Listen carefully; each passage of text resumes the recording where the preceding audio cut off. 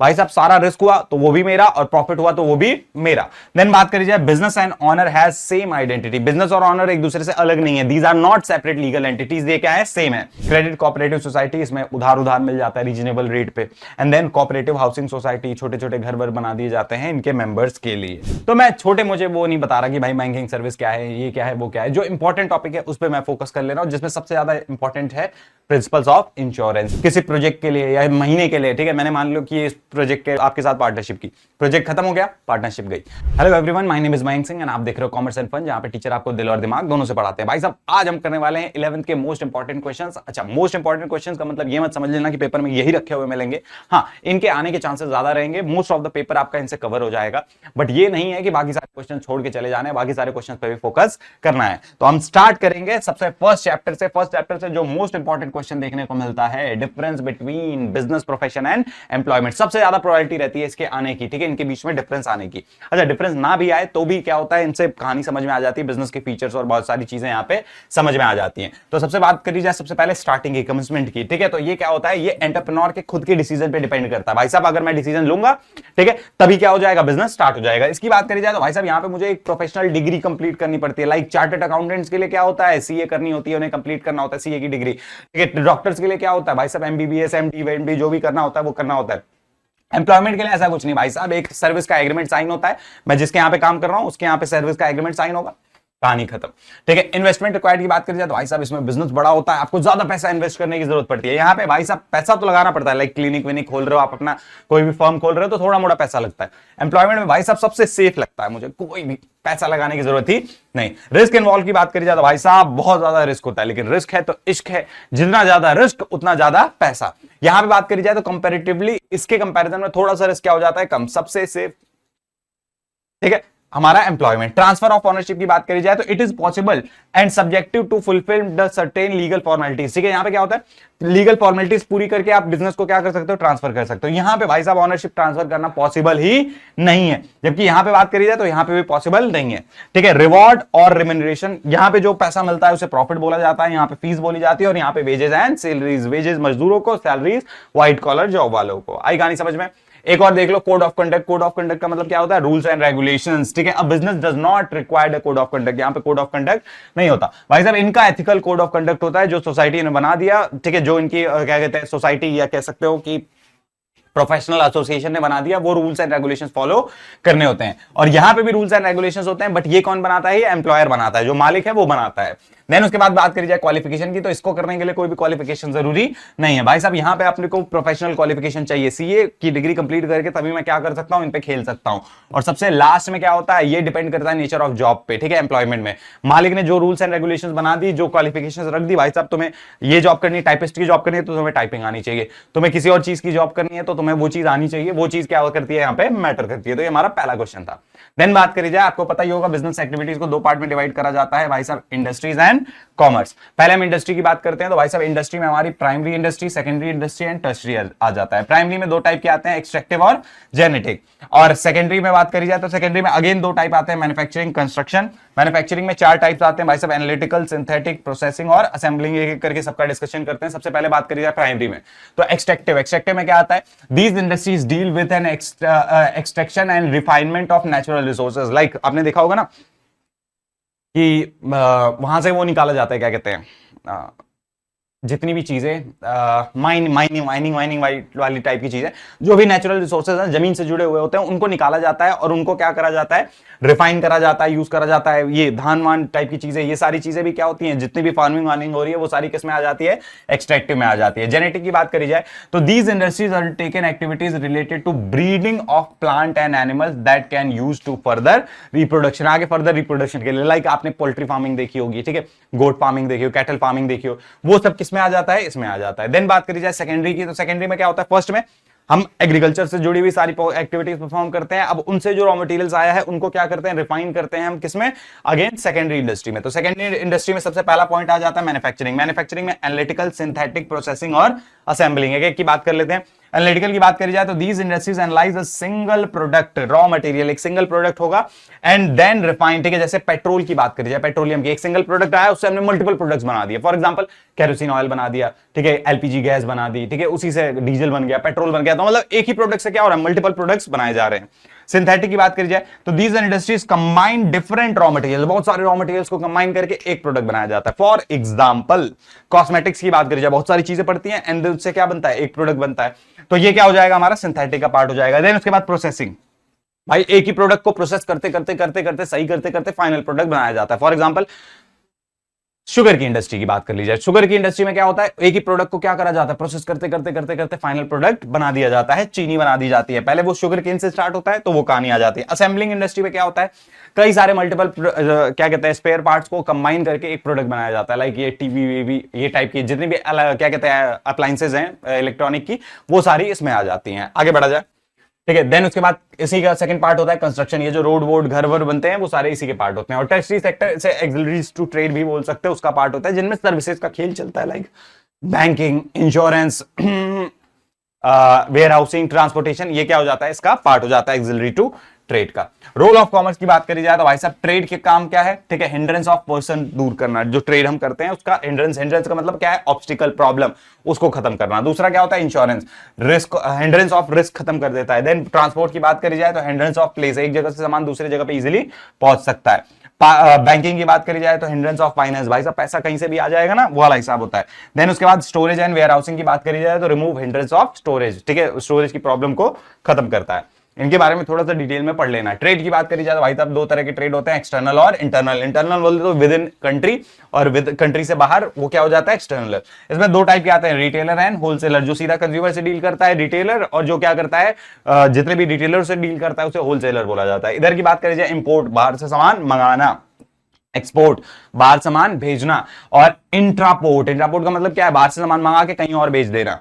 तो ये क्या कहानी कहलाती है, ट्रेड की कहानी कहलाती है। आगे बढ़ते हैं, एक्सिलरीज टू ट्रेड की बात करी जाए तो ट्रेड की हेल्पिंग एक्टिविटीज जो होती हैं इनमें banking and finance, advertising, warehousing, insurance और ट्रांसपोर्टेशन होती हैं। इनके बारे में मैंने ज्यादा डिस्कशन नहीं किया है, ठीक है, आप इनके बारे में थोड़ा मोड़ा पढ़ सकते हैं, बट ये इंपॉर्टेंट है इसलिए मैंने यहाँ पे कवर कर लिया है।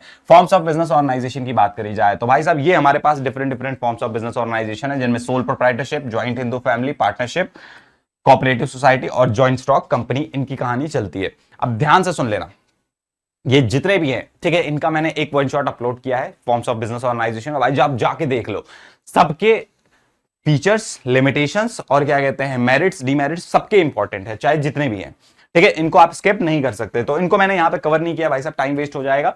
आप सीधा क्या करो, इनके जाके वन शॉट देखो, 2x की स्पीड में जैसे भी देखना है वैसे देखो, देख के कहानी खत्म कर लेना, कहानी बन जाएगी। मैंने यहाँ पे सोल प्रोप्राइटरशिप के फीचर्स लिए, मोस्टली कई के फीचर्स मैंने कवर किए। जैसे सोल प्रोप्राइटरशिप की बात करी जाए तो इसको बनाने में कोई लीगल फॉर्मेलिटी नहीं होती, कोई रूल्स एंड रेगुलेशन फॉलो नहीं करने होते, और यहाँ पे मालिक की लायबिलिटी क्या रहती है, अनलिमिटेड। अनलिमिटेड लिमिटेड लायबिलिटी का कॉन्सेप्ट मैंने वहां पे डिस्कस किया है, तो वहां पे जाके देख सकते हो। Owner is a single receptionist of all the risk and profit, भाई साहब सारा रिस्क हुआ तो वो भी मेरा, और प्रॉफिट तो वो भी मेरा। देन बात करी जाए business and owner has same identity, business और ऑनर एक दूसरे से अलग नहीं है, these are not separate legal entities, ये क्या है, सेम है।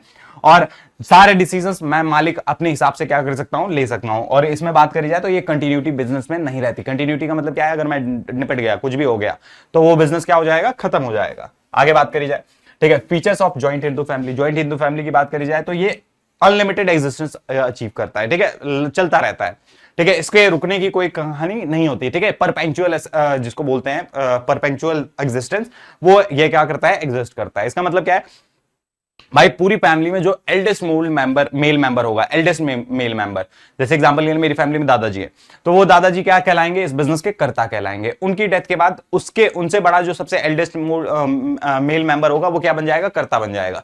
तो ऐसे ये बिजनेस क्या होता रहता है, चलता रहता है। तो ये क्या रहता है, अनलिमिटेड, या कह सकता है इंजॉइंग कॉन्टिन्यूअस एग्जिस्टेंस इंजॉय करता है। बात करी जाए तो मिनिमम 2 मेल मेंबर्स की जरूरत होती है। देन उसके बाद कर्ता is a head and has unlimited liability, भाई सब कर्ता की लायबिलिटी अनलिमिटेड रहेगी, बाकी सबकी लायबिलिटी क्या हो जाती है, लिमिटेड हो जाती है। और सारे के सारे डिसीजंस कौन लेगा, कर्ता लेगा। अब माइनर हैज मेंबर, ठीक है, एक माइनर भी क्या हो सकता है, पैदा होते ही जैसे ही जन्म हुआ उसका, वो क्या हो जाएगा, इसका पार्ट हो जाएगा। अब यहाँ पे क्या होता है, 2 सिस्टम चलते हैं, एक दया भागा सिस्टम और एक क्या चलता है, मिताक्षरा सिस्टम। दया भागा सिस्टम असम एंड कोलकाता में चलता है, और Mitakshara system rest of the India में चलता है। दया भागा सिस्टम की ये कहानी होती है भाई साहब, ये पूरा सिस्टम जो है इसमें लड़कियां भी पार्टिसिपेट कर सकती है, लड़कियों कैन करता भी वो भी बन सकती हैं। आगे आती है पार्टनरशिप की कहानी। तो ये पार्टनरशिप एक्ट 1932 के अकॉर्डिंग चलता है, ठीक है। इसमें सारे पार्टनर्स की लायबिलिटी क्या रहती है, अनलिमिटेड रहती है। Business risk and profit share होता है, ठीक है। कैपिटल भी शेयर होती है, सारी चीजें क्या होती है, शेयर होती हैं। और सारे मिलके एक साथ क्या करते हैं, डिसीजंस लेते हैं। लैक ऑफ कॉन्टिन्यूस एग्जिस्टेंस, ठीक है, परपेंचुअल सक्सेशन नहीं होता। ये क्या होता है, पार्टनरशिप दो तीन तरीके होती है। एक तो ये है कि भाई कोई भी एक पार्टनर रिटायर हो रहा है या लड़ाई हो गई आपस में तो पार्टनरशिप खत्म हो जाएगी। दूसरा हम पर्टिकुलर टाइम के लिए करते हैं भाई, 10 महीने के लिए, 20 महीने के लिए, 1 साल के लिए, तो वो भी क्या होता है, मतलब पार्टनरशिप ज्यादा लंबे समय तक नहीं चलती। तुमने भी देखा होगा यार, आजू बाजू पार्टनरशिप में बिजनेस करते हैं, लड़ाई होनी है, गारंटी है, ठीक है। Then required minimum of 2 adults, 2 minimum adults की क्या होगी यहाँ पे जरूरत होगी। और म्यूचुअल एसोसिएशन ऑफ 2 और मोर, 2 या 2 से ज्यादा लोग मिलकर क्या करते हैं, इस बिजनेस को चलाते हैं। अब डिस्कस करते हैं टाइप ऑफ पार्टनर्स के बारे में। भाई साहब इंपॉर्टेंट टॉपिक है, ठीक है। यहां से क्वेश्चन आ जाता है, केस स्टडी टाइप का क्वेश्चन आ जाता है, भाई पहचानो कौन सा पार्टनर है। तो देखो ध्यान से, सबसे पहला पार्टनर जो है वो है एक्टिव पार्टनर। एक्टिव पार्टनर की कहानी समझ में आ रही है भाई साहब, पूरा मैनेजमेंट का दारोमदार, पूरे बिजनेस का दारोमदार इसके हाथ में है। तो ये क्या करता है, कैपिटल कंट्रीब्यूशन करता है, मैनेजमेंट में पार्टिसिपेट करता है, प्रॉफिट शेयरिंग रेशियो भी क्या करता है, प्रॉफिट शेयरिंग भी करता है। स्लीपिंग पार्टनर की बात करिए भाई साहब, ये मेरे जैसा आलसी इंसान है भाई, ये लो पैसा, बिजनेस करते रहो, जब प्रॉफिट आ जाएगा मुझे दे देना, मुझे मैनेजमेंट में पार्टिसिपेट करने का कोई शौक नहीं है। तो भाई साहब कैपिटल कंट्रीब्यूट भी करता है लेकिन मैनेजमेंट में पार्टिसिपेट नहीं करता। और बात करी जाए कैपिटल प्रॉफिट एंड लॉस की, तो भाई वो लेता है।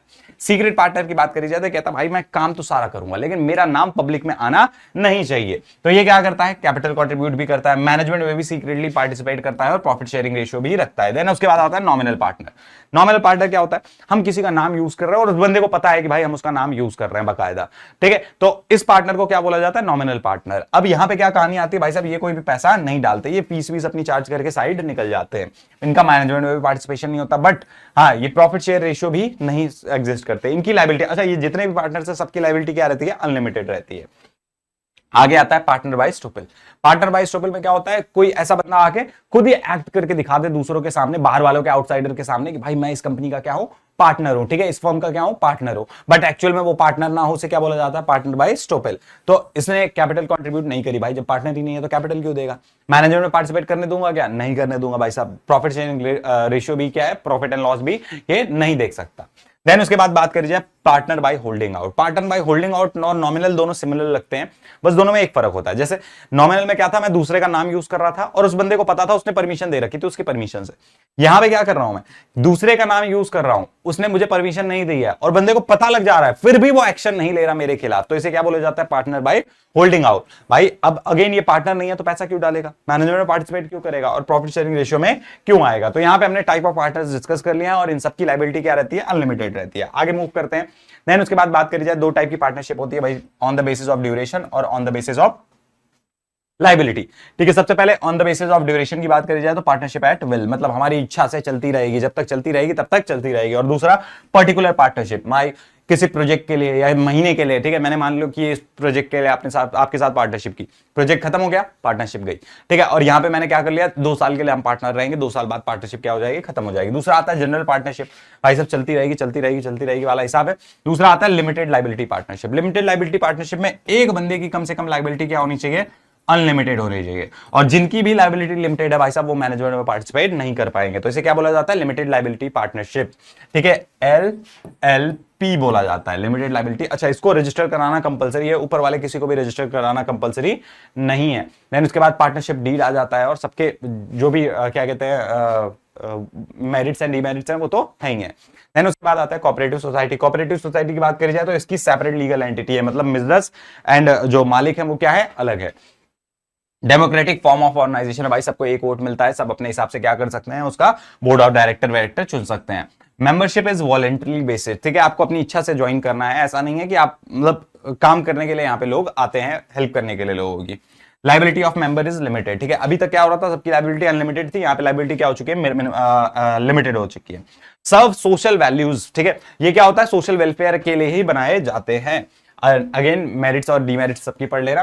कंज्यूमर कोऑपरेटिव सोसाइटी ये क्या करता है, ये रीजनेबल प्राइस में कंज्यूमर्स को क्या कर देता है, सामान प्रोवाइड कर देता है। ये मैन्युफैक्चरर से खूब बल्क में सामान खरीद के अपने कंज्यूमर्स को, जो भी इनके मेंबर्स हैं, उनको सस्ते में सामान प्रोवाइड कर देता है। देन प्रोड्यूसर कोऑपरेटिव सोसाइटी, ये छोटे प्रोड्यूसर्स क्या होते हैं, इनका पार्ट होते हैं, ये रॉ मटेरियल्स बहुत ज्यादा क्वांटिटी में खरीद के, अच्छे सस्ते प्राइस में खरीद के अपने कंज्यूमर्स को प्रोवाइड कर देता है। इनके कंज्यूमर्स कौन होते हैं, प्रोड्यूसर्स होते हैं।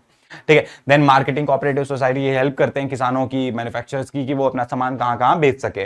फार्मर्स कोऑपरेटिव सोसाइटी, ये किसानों की हेल्प करते हैं, वो मैन्युफैक्चरर्स की हेल्प करते हैं। क्रेडिट कोऑपरेटिव सोसाइटी, इसमें उधार मिल जाता है रीजनेबल रेट पे। And then cooperative housing society, छोटे छोटे घर वर बना दिए जाते हैं इनके मेंबर्स के लिए। ठीक है, तो ये different type of cooperative societies थी।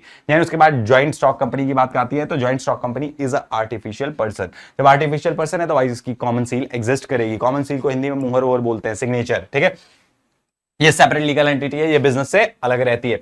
ठीक है, formation required legal formalities according to companies act 2013 के अकॉर्डिंग इसे क्या करा जाता है, रजिस्टर करा जाता है। एंजॉय परपेचुअल सक्सेशन, मतलब ये चलती रहेगी भाई, कंपनी कभी बंद नहीं होती, सब चलता रहेगा, कंपनी कभी बंद नहीं होती। Management is under board of director, यहां पे क्या होता है, मालिक को ही मैनेजमेंट नहीं करना होता, बोर्ड ऑफ डायरेक्टर चुने जाते हैं, वो मैनेजमेंट करेंगे। और यहाँ पे सारे पार्टनर्स की जितने भी इसके शेयर होल्डर्स हैं उनकी लायबिलिटी क्या हो जाती है, लिमिटेड हो जाती है। कॉमन सील की बात करी मैंने, इनका खुद का सिग्नेचर एग्जिस्ट करता है। और रिस्क आर शेयर ज्वाइंटली, सबका रिस्क क्या हो जाता है, डिवाइड हो जाता है। बात करी जाए इसके कुछ स्टेजेस हैं। ठीक है, मैं ज्यादा डिटेल में नहीं जा रहा भाई, लेकिन ये इंपॉर्टेंट टॉपिक्स हैं।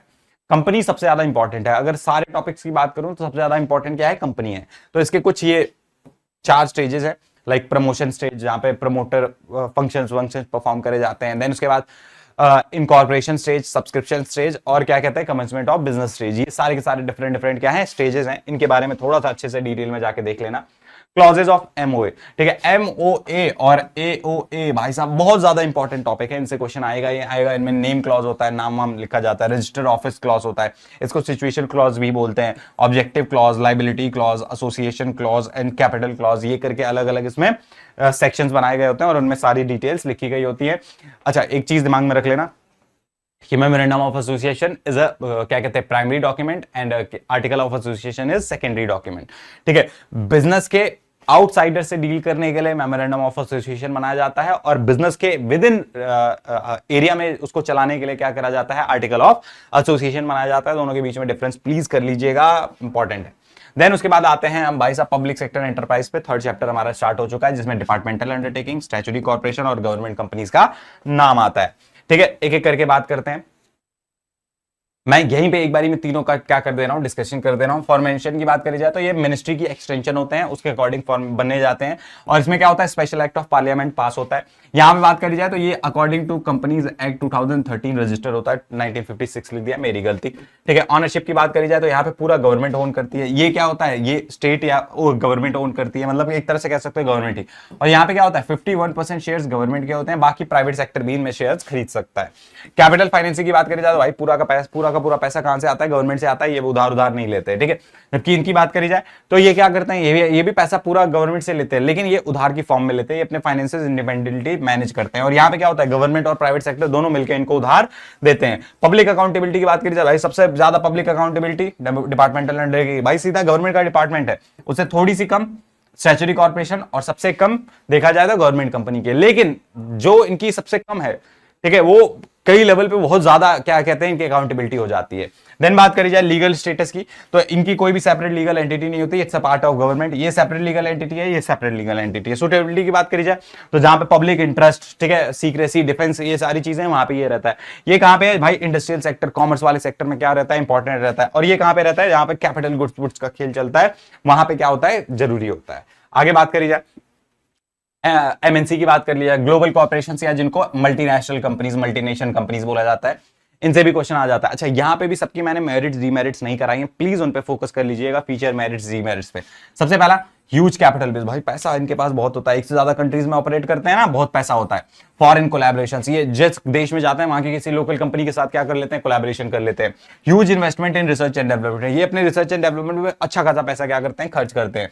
Well defined research and development centres, इनके पूरे एकदम अलग अलग बड़े क्या होते हैं, जैसे उसका नाम सुना होगा तुमने, स्पेस एक्स, इलॉन मस्क की कंपनी है, वो क्या करती है, खूब पैसा लगाती है ना, और नई नई रिसर्च में चीजें ढूंढ के आती रहती है। और गुड इंटरनेशनल इमेज, इनकी इंटरनेशनल इमेज क्या रहती है, काफी अच्छी रहती है। ट्रेन्ड एंड स्किल्ड प्रोफेशनल्स, इनके पास जो भी एम्प्लॉयज होते हैं पूरे ट्रेन्ड एंड स्किल्ड होते हैं। इफेक्टिव मार्केटिंग स्ट्रेटजीज, उनकी मार्केटिंग स्ट्रेटजी तो भाई उनका कुछ कहना ही नहीं। ठीक है, और सबसे लास्ट क्या होता है, सेंट्रलाइज कंट्रोल, इनका मेन ऑफिस एक जगह पे होता है और पूरे रेस्ट ऑफ द वर्ल्ड की जितनी भी ऑर्गेनाइजेशंस हैं उनको कंट्रोल ये करते हैं, जो भी इनकी ब्रांचेज हैं। आगे बात करी जाए benefits of joint venture, then उसके बाद जॉइंट वेंचर आता है। मैंने बताया ना कि जिस देश में जाती है वहां पे क्या कर लेते हैं, कोलैबोरेशन कर लेते हैं, तो उसको जॉइंट वेंचर बोला जाता है। अब इसका क्या बेनिफिट है भाई साहब, benefit from establishment brand name, अगर मुझे ब्रांड नेम बनाना है और किसी के साथ मैं जुड़ गया, जैसे एक फॉक्सकॉन कंपनी है, एप्पल्स के चिप वेब बनाती है, एप्पल मैन्युफैक्चरिंग करती है, वो आके किससे, टाटा से ज्वाइन करा उसने, तो अब दोनों की क्रेडिबिलिटी क्या हो गई, बढ़ गई, दोनों का नाम क्या हो गया, बन गया। दूसरा, पूलिंग ऑफ रिसोर्सेज, दोनों अपने रिसोर्सेज को क्या कर दे रहे हैं, जोड़ दे रहे हैं, टाटा इनको यहाँ की प्रोडक्शन के लिए और स्किल्ड लेबर्स प्रोवाइड करा दे रहा है, वो अपनी टेक्नोलॉजी, दोनों का काम बन जा रहा है। वाइड द मार्केट बेस, अब फॉक्सकॉन के पास इंडिया का मार्केट खुल गया और टाटा के पास क्या हो गया, ताइवान का मार्केट खुल गया। Then easy availability of new and modern technique, अब फॉक्सकॉन के पास मॉडर्न टेक्नोलॉजी है, ठीक है, उसने क्या करा, टाटा की हेल्प कर दी। देन उसके बाद cheap availability of labour, labour सस्ते मिल गई इस टाटा के थ्रू, और एक्सेस टू न्यू टेक्नोलॉजी, और टाटा के पास क्या आ गया, नई टेक्नोलॉजी देखने को मिल गई। तो ये पूरी कहानी है बेनिफिट्स है ज्वाइंट वेंचर की, इसकी भी थोड़ा सा इंपॉर्टेंस इस पे देख लेना। और सबसे लास्ट आता है पीपीपी। पीपीपी बोले तो पब्लिक प्राइवेट पार्टनरशिप, आपने देखा होगा ना, टेंडर वेंडर निकलता है, एंड टेंडर निकल के क्या होता है, ठीक है, किसी को टेंडर दिया जाता है, वो काम करता है, जब काम पूरा हो गया तो उसके बाद क्या होता है, सरकार उनको पैसा दे देती है, ठीक है, तो इसे क्या बोला जाता है, पीपीपी मॉडल बोला जाता है। कई कई बार ऐसा होता है कि बहुत ज्यादा पैसा इन्वेस्ट है, तो वहां पे टोल लगा दिया जाएगा, पैसा आएगा, रेवेन्यू शेयरिंग का मॉडल चलेगा, कुछ पैसा सरकार के पास जाएगा, कुछ पैसा प्राइवेट सेक्टर के। तो देखो ध्यान से, फीचर्स की बात करी जाए, undertaken in case of higher priority project, जहां पे बहुत प्रायोरिटी वाला प्रोजेक्ट है, ठीक है, बहुत इंपॉर्टेंट प्रोजेक्ट है, वहां पे ये मॉडल करा जाता है। जहां पे ज्यादा पैसे की जरूरत है वहां पे भी इन्वॉल्वमेंट इसका आ जाता है। और suitable for large size project, बड़े प्रोजेक्ट के लिए क्या होता है, बहुत ज्यादा इंपॉर्टेंट होता है। फायदे की बात करी जाए तो प्राइवेट सेक्टर से इन्वेस्टमेंट आ जाएगी, अट्रैक्ट कर लेंगे। Facilitate infrastructural development, infrastructural development तेजी से बढ़ेगा, ठीक है। जनरेट्स एम्प्लॉयमेंट अपॉर्चुनिटीज, अब जितना ज्यादा काम होगा लोगों को क्या होगा, रोजगार मिलेगा। देन उसके बाद contribute to overall economic development, पूरे देश की डेवलपमेंट के लिए बहुत ज्यादा जरूरी है। आगे मूव करते हैं। देन उसके बाद मूव करा जाए बिजनेस सर्विसेज के चैप्टर पे, तो मैं छोटे मुझे वो नहीं बता रहा कि भाई बैंकिंग सर्विस क्या है, ये क्या है, वो क्या है, जो इंपॉर्टेंट टॉपिक है उस पर मैं फोकस कर ले रहा हूं, जिसमें सबसे ज्यादा इंपॉर्टेंट है प्रिंसिपल्स ऑफ इंश्योरेंस, ठीक है, बिना इनके पेपर तुम्हारा अधूरा है।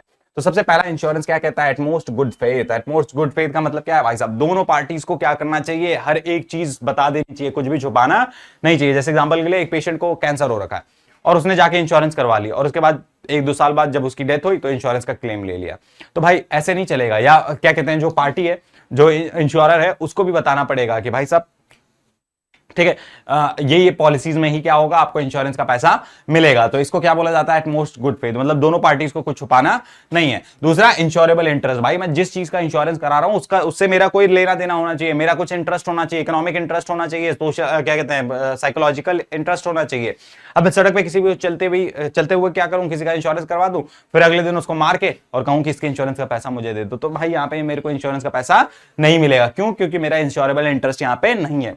देन बात आती है इंडेमिटी की। इंडेमिटी का मतलब क्या होता है कि भाई मैं इंश्योरेंस करवाने से पहले जिस सिचुएशन में था और कोई इवेंट हो गया, मान लो आग लग गई मेरी गाड़ी में, तो इंडेमिटी कहती है कि भाई मुझे दोबारा उस सिचुएशन पे क्या करना, लेके जाना, इंश्योरेंस का काम है। मतलब अगर मेरी गाड़ी जली है, 7 लाख की गाड़ी थी, जल गई, तो कंपनी को क्या करना पड़ेगा, 7 लाख रुपए मुझे देने पड़ेंगे कि मैं दोबारा से उस सिचुएशन पे जा सकूं। देन उसके बाद आता है प्रोक्सीमेटर कॉजेज, ठीक है, क्या होता है, जिन कॉजेज का नाम मेंशन होता है। जैसे एग्जांपल के लिए अगर कहा गया है कि भाई साहब अगर आपकी एक्सीडेंट होता है, नेचुरल कैलेमिटी से डेथ होती है या किसी बीमारी से डेथ होती है, तो क्या होगा, आपको क्या करा जाएगा, इंश्योरेंस का क्लेम मिलेगा। लेकिन सुसाइड के केस में नहीं मिलेगा। बंदे ने सुसाइड कर लिया तो इंश्योरेंस का क्लेम नहीं आएगा। क्यों? क्योंकि वो प्रोक्सीमेट ऑफ कॉज में नहीं है। देन उसके बाद आता है सब्रोगेशन। सब्रोगेशन क्या कहता है कि अगर एक बारी इंश्योरेंस कंपनी ने भाई साहब मुझे इंश्योरेंस का पैसा पे कर दिया, ठीक है, तो जो भी गाड़ी है, जैसे मेरी गाड़ी जली थी ना पिछले वाले एग्जांपल में, तो वो गाड़ी क्या होगी, वो पार्ट हो जाएगी, ठीक है, वो गाड़ी क्या हो जाएगी, इंश्योरेंस कंपनी अब उसका मालिक हो जाएगी। देन उसके बाद बात करी जाए कंट्रीब्यूशन की। अब जैसे एग्जांपल के लिए मैंने 3 इंश्योरेंस करवा रखे थे, मेरा 9 लाख का क्लेम आया, तो मैं सबसे 9 नहीं करवाऊंगा। मेरा 9 लाख का नुकसान हुआ तो सबसे 9 18 करा के 27 लाख रुपए नहीं कमा लूंगा। मैं क्या करूंगा, जो भी इंश्योरेंस का पैसा है वो तीनों में क्या हो जाएगा, इक्वली डिवाइड हो जाएगा, या जितनी उनकी पॉलिसी के हिसाब से डिवाइड हो जाएगा, मतलब 3-3 लाख रुपए सबसे लिए जाएंगे। और सबसे लास्ट है मिटिगेशन। मिटिगेशन क्या कहता है भाई साहब कि अगर कुछ भी लॉस हो रहा है और मेरे हाथ में है कि मैं इसको रोक सकता हूं, तो रोकूंगा भाई साहब। ऐसा नहीं है कि जलने दूंगा, वो वाला सिनेरियो नहीं चलेगा यहाँ पे। आई गाड़ी समझ में? ये इस चैप्टर का सबसे ज्यादा इंपॉर्टेंट है। अच्छा, टाइप ऑफ इंश्योरेंस की बात करी जाए तो लाइफ इंश्योरेंस, फायर इंश्योरेंस और मरीन इंश्योरेंस। मरीन समंदर में जो चलती है चीजें, उनका इंश्योरेंस होता है। फायर इंश्योरेंस आग से कोई भी हो रहा है, और लाइफ इंश्योरेंस की कहानी है, ठीक है। अच्छा, इन पे ज्यादा हम बात नहीं करेंगे, ठीक है, ये ज्यादा उतने मतलब ठीक है, टॉपिक्स अच्छे हैं, बट हम इन पे ज्यादा उतना फोकस नहीं करेंगे। इनके अलावा अब हम आते हैं बिजनेस सर्विसेज से। भाई साहब यहां से एक क्वेश्चन शायद आपको रखा हुआ मिले, ठीक है। B2B मतलब बिजनेस टू बिजनेस जब चलता है। Then B2C, business to commerce, ठीक है। जैसे एग्जांपल के लिए कई सारी कंपनीज, डोमिनोज क्या करते हैं, सीधा बिजनेस से क्या होता है, कंज्यूमर तक सामान पहुंचता है, तो वो क्या कहलाता है, B2C कहलाता है। B2B की बात करी जाए तो बिजनेस टू बिजनेस चलता रहता है। जैसे एग्जांपल के लिए MRF टायर्स टाटा की गाड़ियों में यूज होते हैं, तो यहाँ पे क्या हो रहा है, एक बिजनेस दूसरे बिजनेस को सामान क्या कर रहा है, सप्लाई कर रहा है। C2C, कंज्यूमर टू कंज्यूमर, जैसे एग्जांपल के लिए OLX पे एक कंज्यूमर क्या करता है, रजिस्टर करता है अपना प्रोडक्ट और दूसरा बंदा उससे खरीद लेता है, तो ये क्या कहलाता है, C2C। और इंट्रा बी की बात करी जाए तो इंट्रा बी में क्या होता है, विद इन अ बिजनेस जब कहानी चलती है। जैसे एग्जांपल के लिए टाटा ग्रुप की बात कर लेते हैं, तो एक TCS करके कंपनी है या टाटा स्टील करके कंपनी है, टाटा स्टील एंड आयरन, वो अपने प्रोडक्ट्स क्या करती है, गाड़ी मैन्युफैक्चरिंग करने के लिए टाटा मोटर्स को प्रोवाइड कर देती है। तो एक ही बिजनेस के अंदर जब ट्रांजैक्शन चल रही है तो उसे क्या बोला जाता है, इंट्रा बिजनेस ट्रांजैक्शंस, ठीक है। और बेनिफिट ऑफ ई बिजनेस, क्या बेनिफिट्स होते हैं भाई साहब, इजी, जल्दी बनाया जा सकता है, तुरंत इजी चलता है, कॉस्ट इफेक्टिव होता है, ठीक है। ये छोटी मोटी सी चीजें हैं, इनके बारे में डिस्कशन कर लेना। हाँ, यहां से क्वेश्चन कई बार देखने को मिल जाता है, बट ज्यादा B2B और B2C है। देन उसके बाद आता है काइंड्स ऑफ सोशल रिस्पॉन्सिबिलिटी, भाई साहब लास्ट चैप्टर, ठीक है। इस चैप्टर से क्वेश्चन जो आते हैं उनकी हम एक बार डिस्कशन कर लेते हैं। सबसे पहला इकोनॉमिक रिस्पॉन्सिबिलिटी, ठीक है। इसमें क्या होता है, undertaking economic activities like production, goods and service. अच्छा, इस पे मैं क्यों फोकस करा रहा हूं इतना ज्यादा, क्योंकि इसकी वीडियो अभी अपलोड नहीं हुई है, हम ट्राई करेंगे इसकी वीडियो अपलोड करने का, ठीक है। तो undertaking economic activities like production of goods and service, ठीक है। जो भी इकोनॉमिक एक्टिविटीज होती हैं, तीन चीज इकोनॉमिक एक्टिविटीज होती है ना भाई, प्रोडक्शन, कंजप्शन और वो, तो सारी इकोनॉमिक एक्टिविटीज परफॉर्म करते हैं according to needs and demand of consumer and selling that reasonable price, सस्ते रेट पे प्रोवाइड करना। जैसे यहाँ पे मैं अपने इन्वेस्टर्स का ध्यान रख लूं, शेयर होल्डर्स का इंटरेस्ट का ध्यान रख लूं, ठीक है, अच्छे से अपने रिसोर्सेज को क्या करूं, यूटिलाइज करूं। देन उसके बाद लीगल रिस्पॉन्सिबिलिटीज आ जाती हैं, सरकार ने कुछ लॉज बनाए होते हैं, रूल्स एंड रेगुलेशन बनाए होते हैं, वो मुझे क्या करना पड़ेगा, फॉलो करना पड़ेगा। जैसे टाइम टू टाइम मुझे टैक्स भरना है, ठीक है, ऑपरेट करना है लॉज के अंदर, ठीक है, लॉज से बाहर जाके ऑपरेट नहीं करना है। एथिकल रिस्पॉन्सिबिलिटीज, कुछ मेरी रिस्पॉन्सिबिलिटीज हैं जो मैं फॉलो करता हूं, कुछ एथिक्स फॉलो करता हूं, लाइक गुड क्वालिटी के प्रोडक्ट्स देना, ठीक है, किसी के साथ धोखा नहीं करना, ठीक है, सबके रिलीजन की रिस्पेक्ट करना, ये सारी चीजें आ जाती हैं। उसके बाद आता है डिस्क्रिमिनेटरी रिस्पॉन्सिबिलिटीज। इसमें क्या होता है, मैं चूज कर रहा हूं बेटरमेंट ऑफ सोसाइटी के लिए, इसको क्या कह सकते हो आप, रिस्पॉन्सिबिलिटी टुवर्ड्स सोसाइटी भी बोल सकते हो, कि भाई मैं सारी जितने भी, अब जैसे एग्जांपल के लिए पंजाब में अभी बाढ़ आई, तो अगर मेरे पास पैसा है तो भाई मैं अपनी तरफ से सरकार से मिलकर क्या करूंगा, सोसाइटी का भला करने की कोशिश करूंगा। तो ये क्या हो जाते हैं, काइंड्स ऑफ सोशल रिस्पॉन्सिबिलिटी आ जाती हैं। देन उसके बाद सबसे important element of business ethics, यहां से भाई साहब एक क्वेश्चन रखा हुआ मिलता है। अब ऐसा मत समझ लेना कि रखा ही मिल रहा है, ठीक है, ऊपर नीचे हो सकता है यार थोड़ा सा, बट इनके चांसेस क्या रहते हैं, ज्यादा रहते हैं, ठीक है। तो बिजनेस एथिक्स का मतलब क्या होता है कि उसूल, ठीक है, हिंदी में बोला जाता है इसे उसूल। जैसे एग्जांपल के लिए कि हम पॉलिसी नहीं बेचेंगे, ये हमारा उसूल है, पॉलिसी कह रहा हूं, पॉलिथीन नहीं यूज करेंगे, हमारा उसूल है, ठीक है। या आपने देखा होगा ना, वो पुरानी मूवीज में गुंडे आके कहते थे कि भाई हमारे बिजनेस का उसूल है कि हम बच्चों पे और औरतों पे हाथ नहीं उठाएंगे, तो वो चीज क्या कहलाती है भाई साहब, एथिक्स कहलाती है। तो एथिक्स अब जब फॉलो करने होते हैं तो उसके अलग अलग सिनेरियोज होते हैं, एलिमेंट्स होते हैं, कैसे एथिक्स को इंप्लीमेंट कराया जा सकता है। तो इनमें सबसे पहला होता है कमिटमेंट ऑफ टॉप मैनेजमेंट। अगर टॉप मैनेजमेंट बोल देता है कि भाई उसूलों को फॉलो करना है, तो भाई सारे फॉलो करेंगे। अगर टॉप लेवल मैनेजमेंट ही नहीं कमिट करे कि भाई उसूल को फॉलो करना है या नहीं करना है, तो भाई सब फिर फॉलो ही नहीं होगा। भाई जब मालिक नहीं मान रहा तो मैं क्यों मानूं, ये वाला हिसाब हो जाता है। तो इसलिए टॉप लेवल मैनेजमेंट की कमिटमेंट बहुत ज्यादा इंपॉर्टेंट होती है। देन इसको चलाने के लिए एक कोड ऑफ कंडक्ट बनाया जाता है, रूल्स एंड रेगुलेशंस, भाई ये चीज तो मैं फॉलो करनी है, ये रूल्स फॉलो करने हैं, उसे क्या बोला जाता है, कोड ऑफ कंडक्ट। तो इससे सबके दिमाग में रहता है हाँ ये उसूल, ये एथिक्स क्या करने हैं, अपने को फॉलो करने हैं। Then establishment of compliance mechanism, एक ऐसा मैकेनिज्म बना दो कि जिससे मॉनिटर करा जा सके कि भाई उसूल फॉलो हो रहे हैं, एथिक्स फॉलो हो रहे हैं या नहीं। जैसे एग्जांपल के लिए, ठीक है, मान लो जब भी हम हायरिंग करते हैं तो वहां पे हम बता देंगे भाई ये हमारी कुछ एथिक्स हैं, ये आपको क्या करने पड़ेंगे, फॉलो करने पड़ेंगे। तो वो चीज क्या कहलाती है, कंप्लायंसेस ऑफ मैकेनिज्म। देन उसके बाद involvement of employees all level, ठीक है, सारे लेवल के एम्प्लॉइज को क्या करना चाहिए, पार्टिसिपेट कराना चाहिए मैनेजमेंट के डिसीजन मेकिंग में, ठीक है, और साथ में एथिक्स को भी फॉलो करवाना चाहिए हर लेवल के। ऐसा नहीं है कि टॉप और मिडिल वाले करेंगे, लोअर वाले नहीं करेंगे, जो वर्कर्स हैं वो नहीं करेंगे, भाई हर एक इंसान क्या करेगा, एथिक्स को फॉलो करेगा। एंड देन उसके बाद सबसे लास्ट में बात करी जाए तो मेजरमेंट ऑफ रिजल्ट्स, ठीक है। जब भी हम बात करेंगे, वैसे तो एथिक्स को क्या करा जा सकता है, मेजर करना पॉसिबल नहीं होता, लेकिन हम अपनी तरफ से ट्राई करेंगे, देखेंगे कि भाई हर इंसान इन एथिक्स को क्या कर रहा हो, फॉलो कर रहा हो, इसकी एक रिपोर्ट हम एक प्रिपेयर करें। तो यहां तक हमारी कहानी थी, यहां पे हमारा पूरा चैप्टर, सारे चैप्टर्स के इंपॉर्टेंट क्वेश्चन लगभग खत्म हो जाते हैं। जिन पे मैंने ज्यादा जोर नहीं दिया उनके मैंने बोल दिया है कि इनके वन शॉट्स अपलोड हैं, एक बारी प्लीज 2x की स्पीड में ही सही आप वन शॉट्स देखो। और अगर कोई भी डाउट आते हैं तो आप वहां पे कमेंट करके पूछ सकते हो, मैं आके रिप्लाई कर देता हूं। ठीक है, तो ये हमारी कहानी थी 11th के इंपॉर्टेंट क्वेश्चंस की। एंड बस आज के लिए इतना ही। और वीडियो अगर पसंद आई है तो भाई साहब आप लाइक कर सकते हो। और यार अगर नहीं समझ में आया होगा, कोई भी डाउट होगा तो नीचे कमेंट कर सकते हो। एंड यहां तक देखने के लिए धन्यवाद। पहली बार चैनल पे आए हो भाई साहब, वो कर दो, सब्सक्राइब कर दो। और ऐसे ही बहुत सारी वीडियोस यहाँ पे इंफॉर्मेटिव वीडियोस आती रहेंगी। किसके लिए? इकोनॉमिक्स के लिए, अकाउंट्स के लिए एंड बीएसटी के लिए। ठीक है, बस आज के लिए इतना ही। धन्यवाद, बाय बाय।